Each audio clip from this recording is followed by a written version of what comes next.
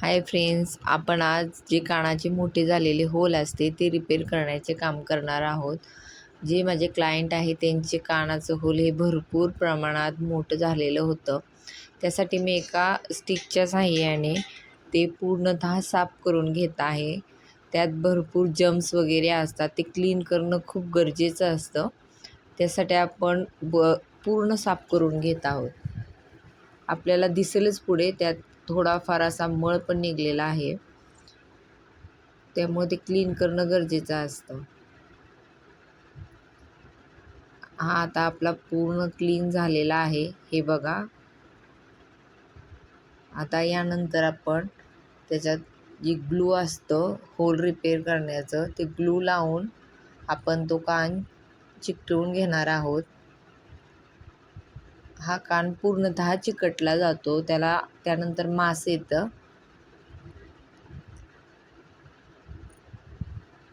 आता आपण त्याला ग्लू लावून घेणार आहोत.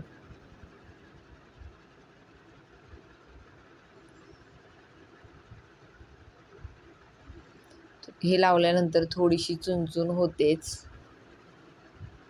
एक नॉर्मली 3 ते 5 मिनिटापर्यंत ही चुनचुन असते. याचा काही फारसा त्रास होत नाही, पण थोडीशी आग वगैरे होते. ही ट्रीटमेंट केल्यानंतर आपण जी पट्टी लावतो ती 10 दिवस तरी किमान ठेवावी. पहिल्या दिवशी त्यात कसल्याही प्रकारचे पाणी जाऊ देऊ नये. त्यानंतर 10 दिवसांनी ही पट्टी काढण्यात येते आणि ही पट्टी काढल्यानंतर 10 दिवसांनी तिथे पट्टी काढल्यानंतर थोडीशी जखम होते तिथं, आणि ती 10 दिवसानंतर जखम ही भरून येते आणि हे होल आहे हे पूर्णतः रिपेअर होते. त्यामुळे थोडीफार जर जखम झाली आपल्याला तर भिवू नये. हे बघा, आता तिथं थोडं व्हाईट व्हाईट दिसतंय बघा.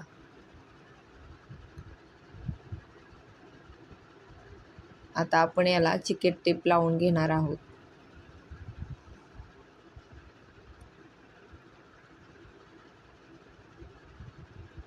चिकट टेप लावल्यानंतर आपली प्रोसिजर ही कंप्लीट झालेली आहे.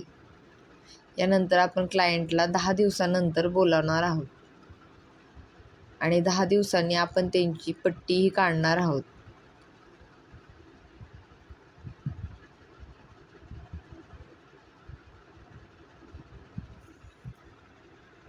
आपल्याला जर व्हिडिओ आवडला असेल तर लाईक करा.